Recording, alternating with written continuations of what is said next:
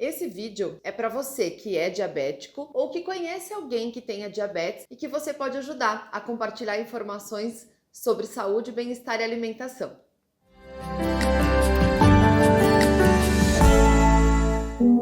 No diabetes acontece a redução da produção da insulina ou uma resistência do nosso organismo em relação à ação dessa insulina. Se você por acaso descobriu que está diabético ou conhece alguém que seja diabético, calma, porque dá para viver uma vida normal. Basta se preocupar em relação à sua alimentação e ao seu estilo de vida, porque diabetes é uma doença perigosa que pode levar a muitos danos à saúde. E aí ela vai silenciosamente acometendo a saúde da pessoa, transformando a vida dessa pessoa em algo que não seja cheio de saúde, porque vai acometendo o organismo e vai danificando o organismo, podendo causar cegueira, amputações, limitações renais, cerebrais e muitas outras coisas ruins aí que podem acontecer se um diabético não se cuida de fato. E eu vim aqui hoje para ajudar você a entender um pouco mais sobre a alimentação e essa relação com diabetes.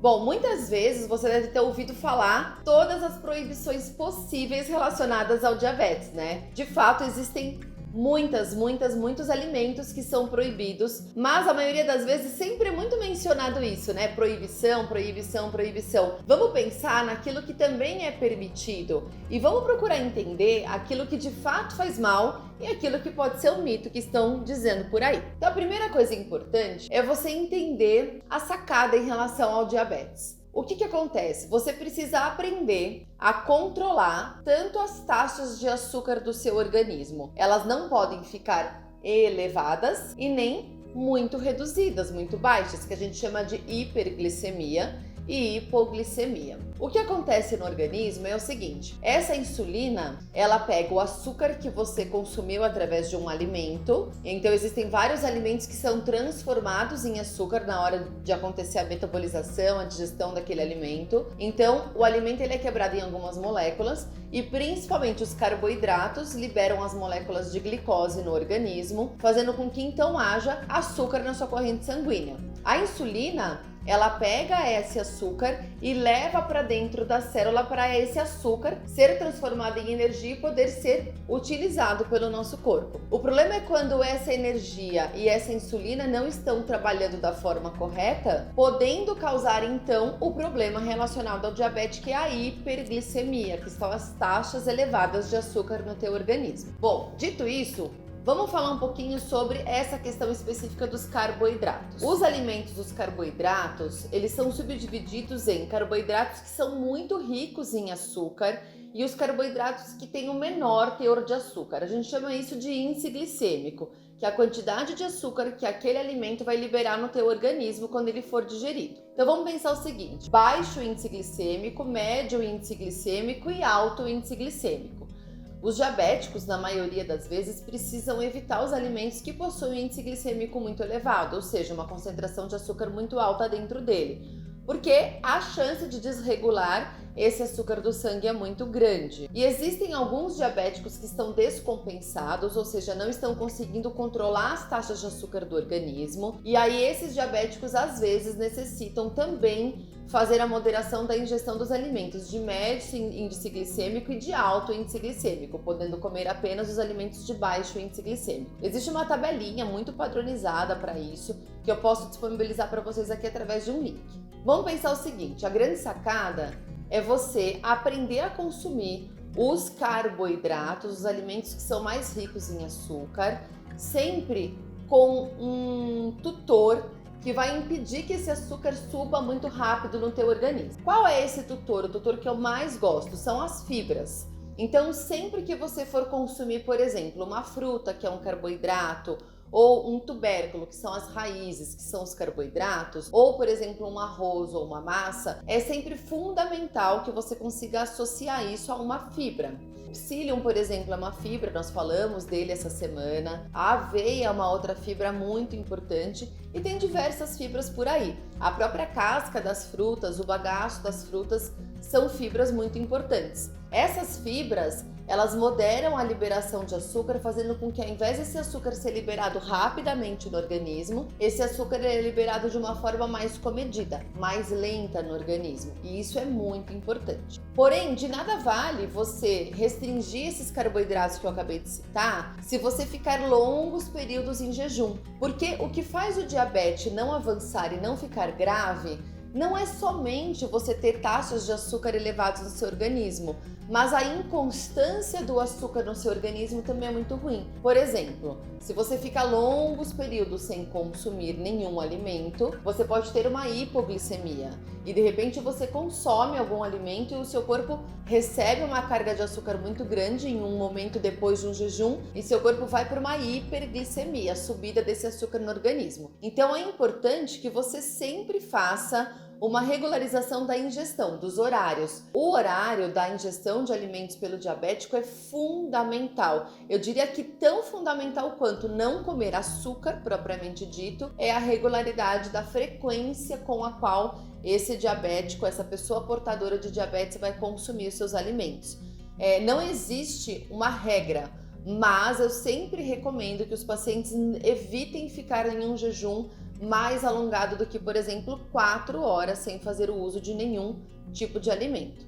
Além dos carboidratos, que é o mais maçante, que todo mundo fala que não podem ser consumidos, tem um item muito importante que deve ser consumido pelos diabéticos, que é a proteína, são as proteínas. Elas são fundamentais também para moderar esse açúcar no organismo, mas também para preservar a parte da musculatura do corpo, para alimentar esse diabético, para dar um suporte nutricional importante. Então são os leites, os queijos, os ovos, as carnes, os peixes, tudo isso são proteínas que podem ser consumidas de uma maneira muito mais tranquila, muito mais liberal para o diabético, sendo o carboidrato importante de ser moderado. Além das fibras, que também são carboidratos, mas que elas devem vir aí numa ingestão elevada pelos diabéticos para poder proteger e regular aquela entrada de açúcar no organismo. Além de tudo isso, a ingestão de água é fundamental, porque a água vai fazer também a modulação da concentração de açúcar no sangue. Não é difícil de entender que esse sangue ele não tem uma quantidade de oxigênio, uma viscosidade ideal.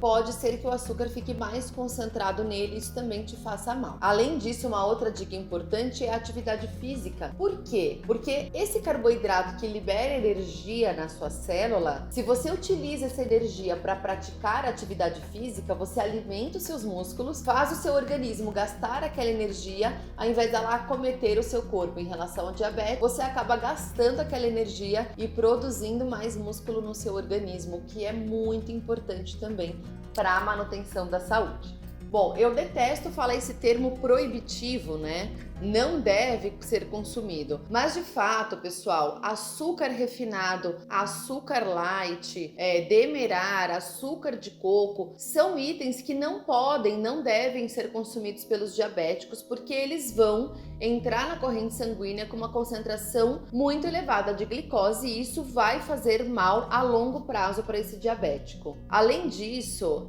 preferir as frutas de médio e baixo índice glicêmico, mas mel para alguns diabéticos descompensados não é indicado e alguns diabéticos podem consumir o mel se estiver com a taxa de glicemia sendo muito bem controlada. Bebida alcoólica é outro item que também vira açúcar no organismo, sendo super importante de ser restringida. Socialmente falando, uma taça, um pouquinho, um golinho, mas o fato é que a bebida alcoólica acomete muito o organismo do diabético também. Os alimentos que são diets, apesar de serem feitos muitas vezes com adoçante, é importante ler o rótulo nutricional para se atentar se de fato não existe nenhum nome, a gente chama de codinome do açúcar. Então, por exemplo, um xarope de glicose, uma glucose, um melado ou mesmo a maltodestrina precisam ser ingeridos de forma muito comedida por um paciente diabético. Então, os alimentos diet, por exemplo, a barrinha de cereal, que muitas vezes está escrito que ela é diet,